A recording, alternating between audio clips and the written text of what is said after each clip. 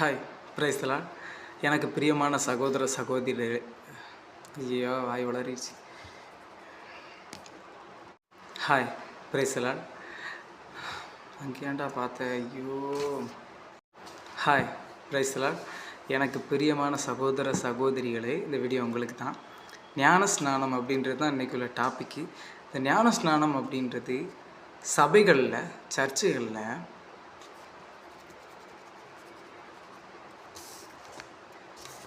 hi இந்த ஞான ஸ்நானம் அப்படின்றது பார்த்தீங்க அப்படின்னா, அதாவது